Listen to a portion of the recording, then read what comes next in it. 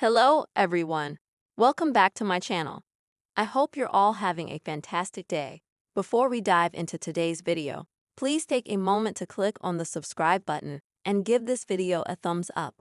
Although Benjamin Ayres goes by the Chancellor, Hallmark viewers could refer to him as Mr. Darcy after seeing him in Love and Jane. This is due to the fact that he plays a very Darcy-like role in this entertaining romantic comedy.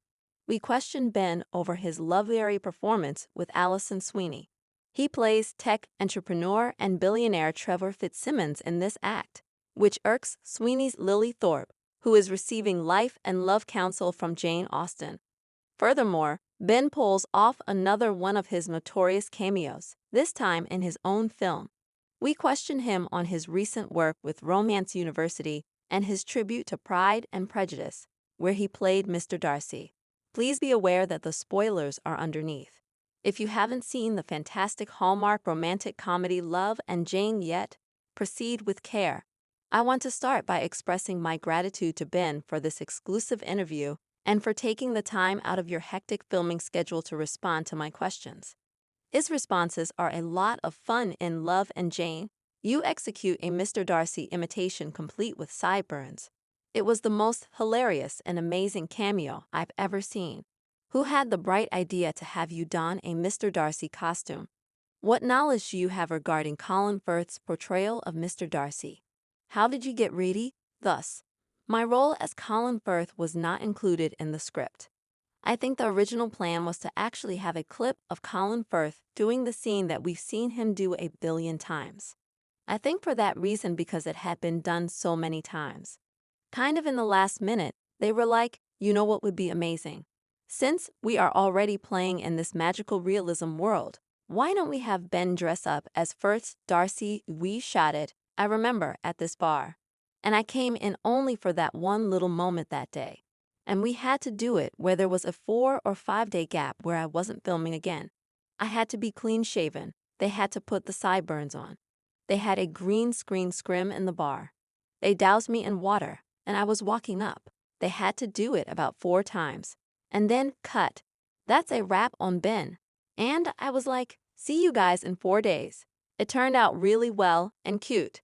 And it was one of those things. To do a cameo within one of my own movies, I actually forgot until you mentioned it. The fact I get to do these small cameos, one in my own movie and the one in Paging Mr. Darcy, is really fun. Really cute moment. I am glad you asked about that. As I had to prepare for it, we actually watched that scene a few times, and I did my own variation on that.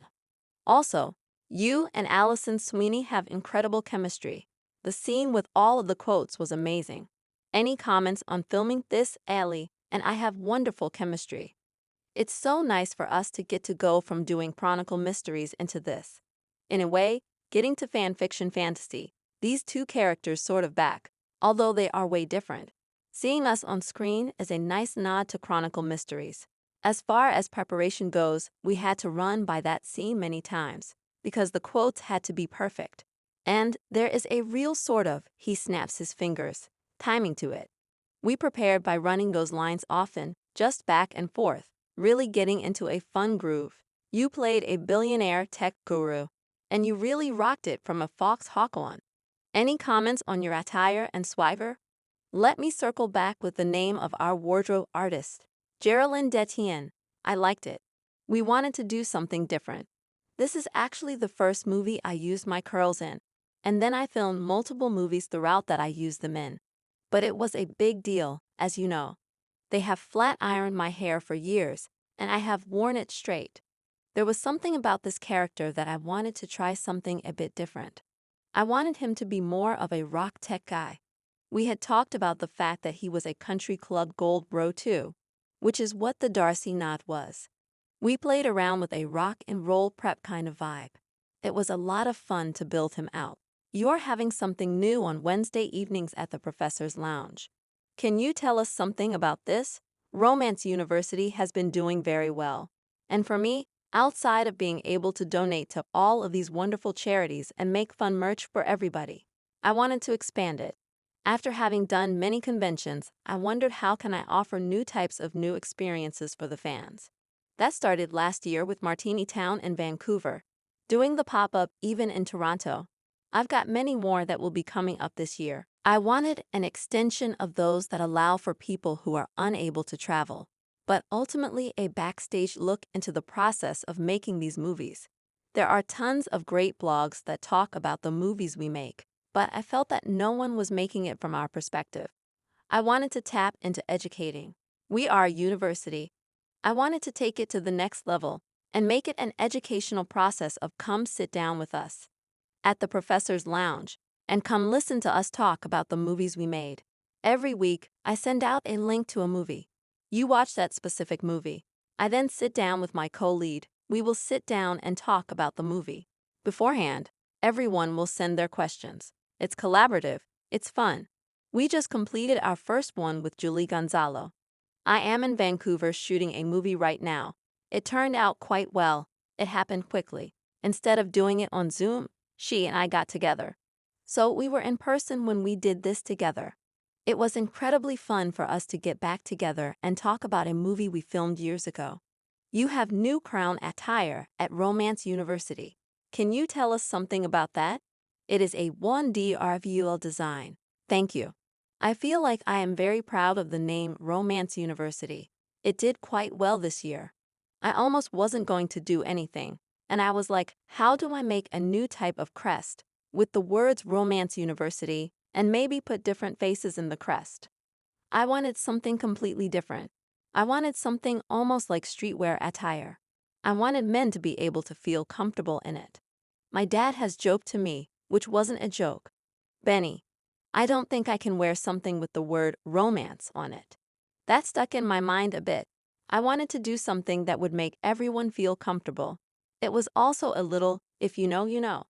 It is the heart's crown.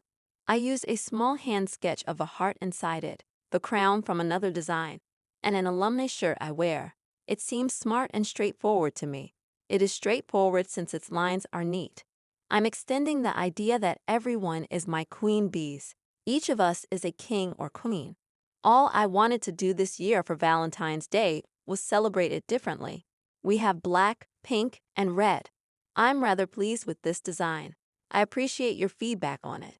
For me, the creative aspect of this project is fantastic, since it allows me to work both with and without a plan at the same time. Something is seeping into my brain and up my spine. I think about it constantly in some way, and I suddenly had this thought, woo, that's a wise decision.